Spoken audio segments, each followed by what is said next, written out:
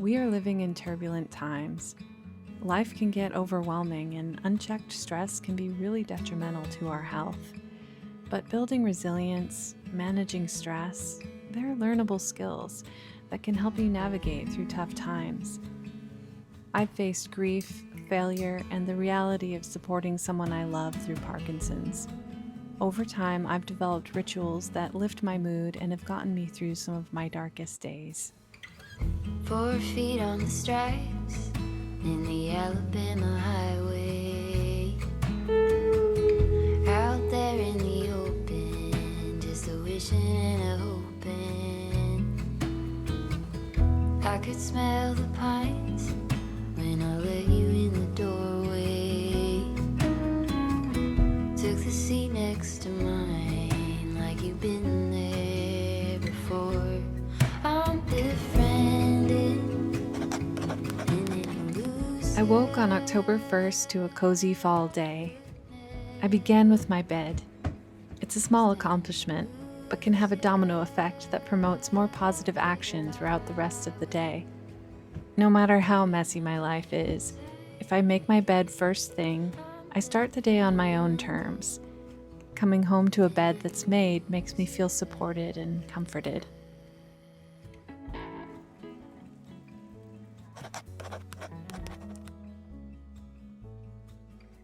One of the best things that makes me feel grounded in hard times is cooking and baking. So I walked into my kitchen. I gathered simple ingredients: flour, salt, yeast, and water. Baking bread has a start and an end point. So regardless of the result, the process gives me a calming sense of control and purpose, which is an effective distractor from anxious thoughts. I feel capable, at ease, no matter what life is throwing at me. This particular recipe takes 5 hours. A lot of people would say, why bother? And search instead for the quick, easy recipe to get them fast results on a busy weeknight. There are times when those are necessary, but there is something to getting up in the morning and leaning into the steps, anticipating that warm bread with dinner at the end of the day. It's a pace that reminds me when life gets overwhelming, the best thing you can do is focus on one actionable step. You don't have to know how it will turn out, if you'll like it, or if you will want to keep doing it later. All you have to do is show up and do one small thing.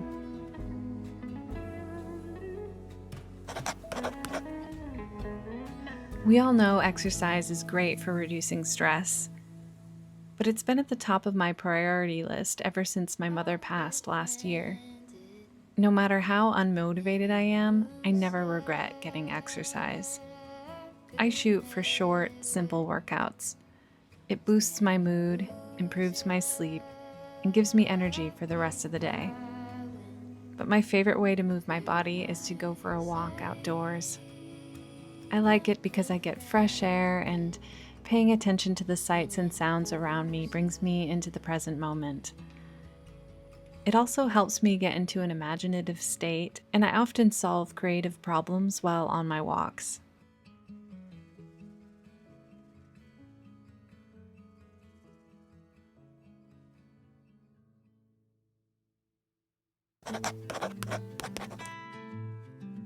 I've been filling a journal, sometimes two, every year since 2010. Once I see my thoughts on paper, it becomes easier to separate myself from them and see them for what they are, just thoughts. Journaling helps me notice when I'm overindulging in negative thoughts and self-pity, or spiraling in a direction that isn't helping me. Over time, I've noticed a pattern in my entries. Once I've gotten all my thoughts down, at a certain point, I start turning them around. There are always things to be learned from difficult situations. Seeing hardship as an opportunity for growth is extremely helpful in building resilience by learning from the lessons that life throws at you.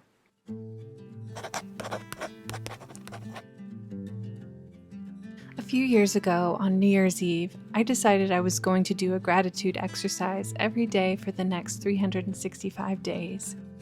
I found a jar, And each night I'd write down one thing from that day that I was grateful for, just a small moment or something that made me smile, and I'd drop it in the jar.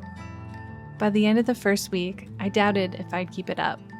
Bad days were bound to happen, and I knew I wouldn't always feel motivated. But I ended up doing it nearly every day that year. And when I finally read through all those little pieces of paper, I could remember each one vividly, like it had just happened. Now, instead of the jar, I simply write a short list at the end of each day. What it does is it shifts my focus from worrying about what might happen to noticing what already is.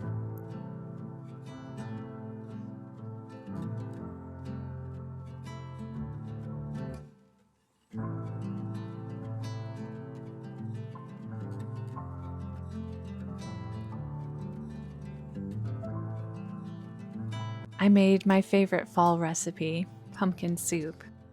It's so delicious. I can't even express. Each year I make it, and every time it surprises me how good it is. It's comforting, earthy, nutty, smooth. Oh, it's just the best. My absolute favorite pumpkin to use for this recipe is the curry pumpkin.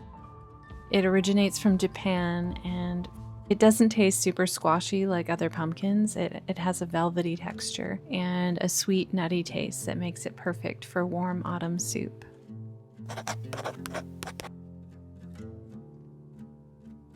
Lately, what I've found really helpful is discarding the to-do list altogether. Instead, at the end of my day, I'll write down 5 things I actually accomplished that I feel good about. This helps me manage overwhelm by shining a light on the little things that I'm actually doing well, instead of feeling defeated by a long list of things that I never got to. It allows for the ebb and flow of life. Some days I have a lot of really strong wins, and other days the biggest win was washing my hair or doing the laundry. It's not about getting as much done as I can, but being more intentional about how I want to feel about myself at the end of the day.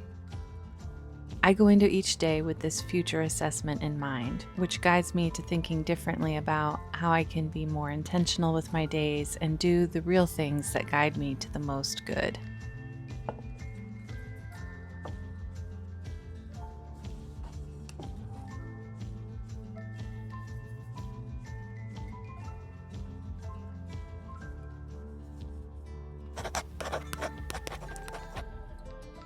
The one kind of to-do list I still keep is what I call the nagging list.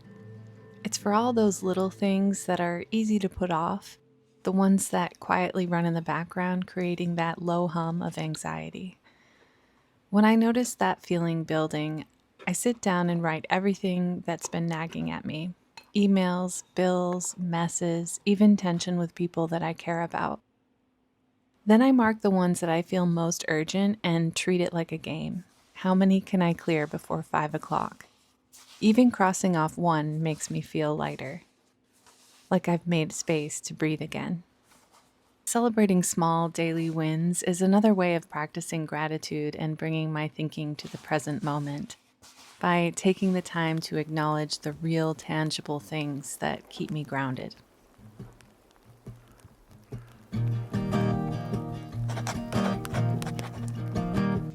Reading stories helps me step outside my own experience. It gives me perspective, a way to see life from angles I might have missed. A good story can frame an emotion the same way a painting does.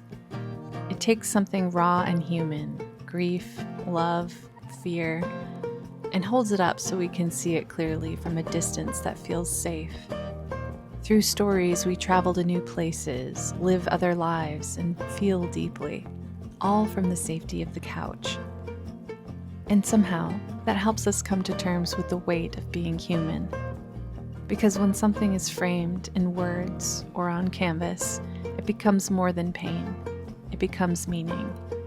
The best stories and artworks draw us back to them again and again. And every time we return, we find something new, not just in the story, but in ourselves. Breaking borders,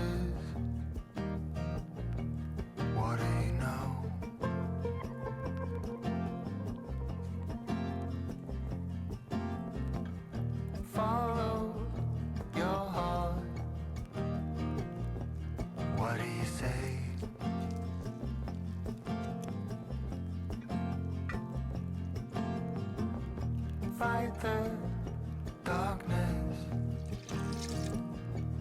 till break of day.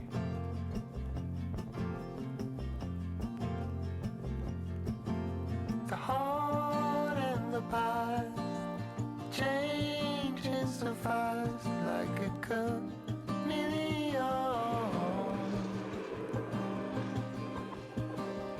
Red ones and blue skies. What did we know? We were so very young.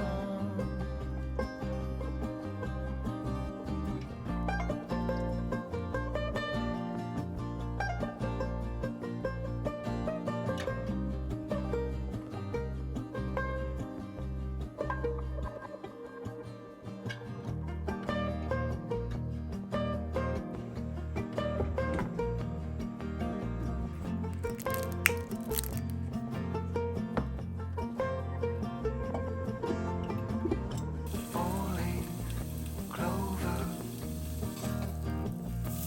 Know what you got.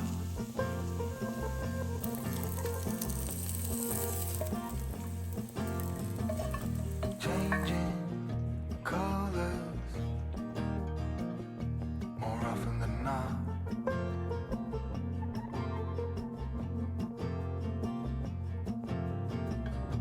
Same old horizon looks different to you.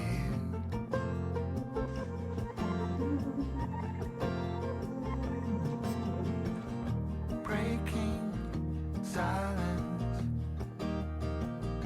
so easy to do.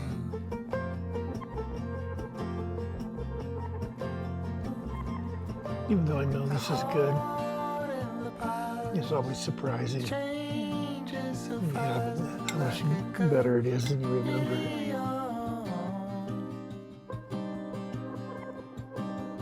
Red ones and blue skies. What did we know? We were so. I have a new print drop coming soon, something really close to my heart, and it'll only be available to my email subscribers. So if you'd like early access, you can join my newsletter through the link below. And if this kind of reflection speaks to you, I'd love for you to subscribe to the channel too. It really helps my community grow. Thank you so much for watching, and I'll see you again really soon.